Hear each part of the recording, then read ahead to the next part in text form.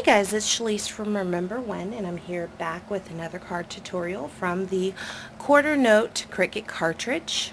Today we're going to be making this card. It's a Best Wishes card using the rose on page 63 of the handbook. This is the rose. We use the regular cut and the shift. And let's get started. To begin, I have one of those recollection cards I did a few videos back, which are 6.5 by 5.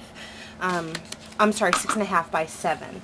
And I couldn't figure out why it wasn't 7 by 5, but whatever, we have 6.5 by 7. Cream colored card. I have my insert, which is also an ivory color, or cream color. It's a little darker than the card itself. And this is cut at 6 3/4 by 9 3/4. Nope, it's cut at 6 1/4 by 9 3/4 and scored at 4 7/8 to go inside the card. So let me go ahead and attach that.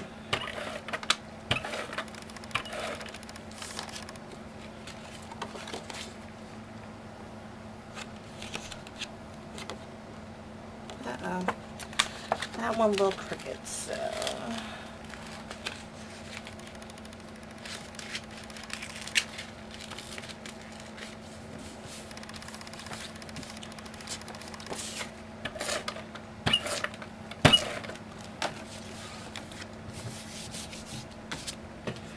okay, so we have a card base here. I then have a piece of Recollections cardstock that came from the neutral paper pack, or a cardstock pack in brown. This is cut at 6 1/4 by, I'm sorry, it's cut at, 6 1/4 by 6 3/4.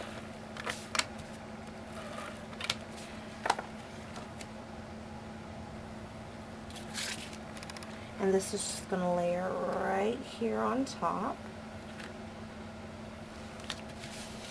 I then have like this pattern paper, which is from the Linen Closet Stacked by Die Cuts with a View.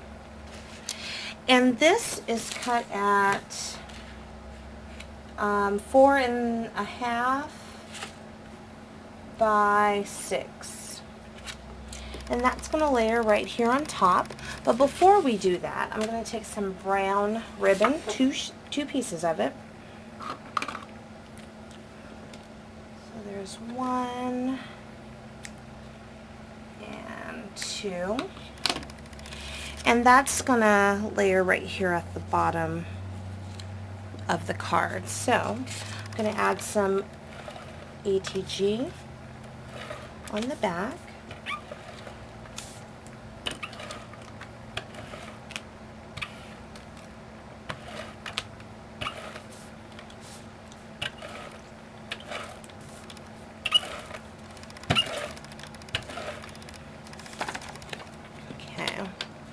And first I'm going to layer the bottom piece. I'm going to make it go right across the middle of those patterns there. So just like that. And just push it down into the ATG. I'm going to take my second piece here and layer it right on top. So it's about 1/4 of an inch away from one another. Alright, and we have our 2 layers there. Then we're going to go ahead and layer this on top of the brown.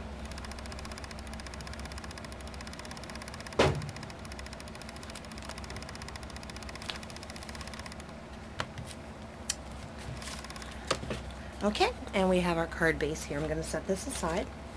I have my rose, which is cut at 3 inches, and I have the top layer, which is the same rose, but when you press the shift key, and that's here, and it's in a cream color, so I have to peel that off and just pop out the pieces that are still stuck on it. This one isn't as hard as the last cut I did, but it still is pretty intricate, so just be very careful when you're removing the pieces. Okay?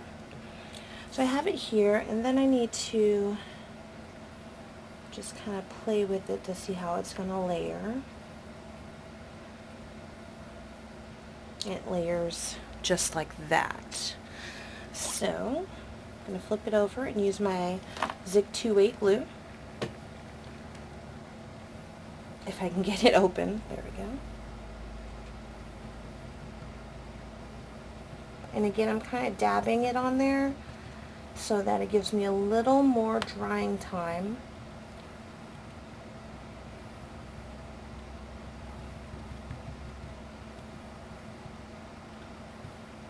Because this stuff dries pretty fast. Okay. And I'm just going to layer it right on top of the base.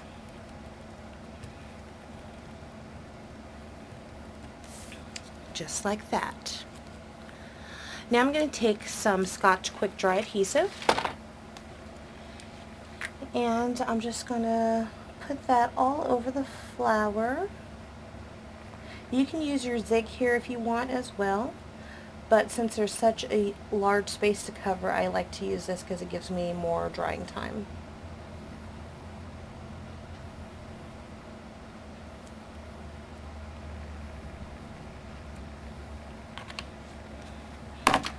Alright, and I'm going to put this onto our card base.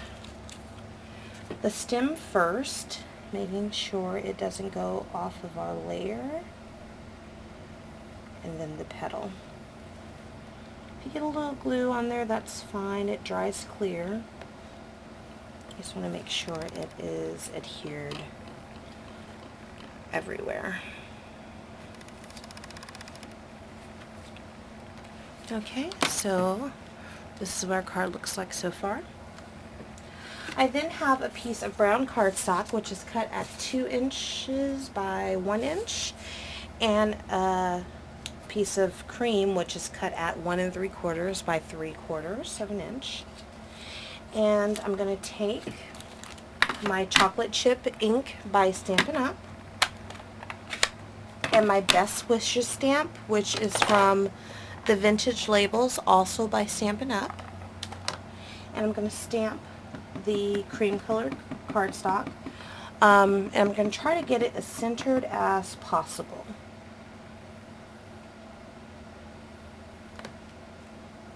And that looks pretty good. So I have Best Wishes.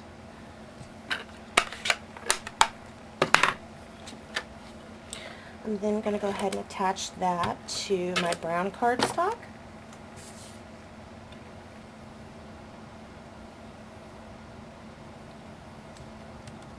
And then attach both pieces to my card. I'm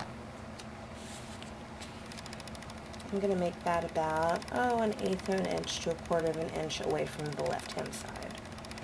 Okay, and our cards are finished. So this is much more of a simple card than in the one that I did yesterday, but still very elegant, very pretty, and can go for any occasion. So I hope you like this tutorial, and until next time, stay creative.